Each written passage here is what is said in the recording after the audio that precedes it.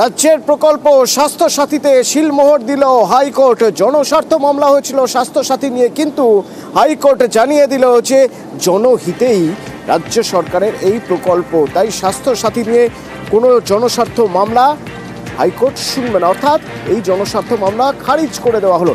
অর্ণব রয়েছেন আমার সঙ্গে সরাসরি। অর্ণব আরো ভালো বলতে পারবেন। অর্ণব, কি হলো আজ হাইকোর্টে? এবার একটি স্বেচ্ছাসেবী সংগঠন টিপিটি তাদের তরফে এই জনস্বার্থ মামলা দায়ের করা হয় এবং একগুচ্ছ অভিযোগ আনা হয় রাজ্যের এই স্বাস্থ্য সাথী প্রকল্প নিয়ে।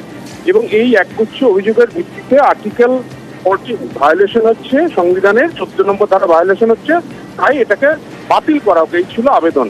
প্রধান বিচারপতি টি.এস. শিবাগনামে ডিভিশন বেঞ্চ জনস্বার্থ মামলা খারিজ করার মধ্যেই আটকে থাকেননি, তার সঙ্গে বেশ কিছু তাৎপর্যপূর্ণ মন্তব্য করেছেন যে রাজ্য সরকার তাদের বিধানসভায় যে সিদ্ধান্ত বা পলিসি বা নীতি গৃহীত হয়েছে তার রাজ্যের মানুষদের জন্য জনহিতে বা জনকল্যাণ স্বার্থে যদি কোনো প্রকল্প চালু করে তাহলে সেই পলিসিতে রাজ্যের সিদ্ধান্তে আদালত হস্তক্ষেপ করতে পারে না।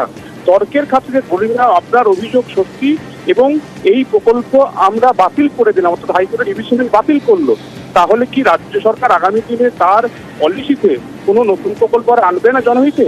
এটা হতে পারে না, কারণ রাজ্যের যে পলিসি, রাজ্য যে স্বাস্থ্যসাথী প্রকল্প করেছেন সেটা যেহেতু সরকারের পলিসিগত সিদ্ধান্ত, আদালত হস্তক্ষেপ করছে না, জনস্বার্থ মামলা খারিজ করা হচ্ছে।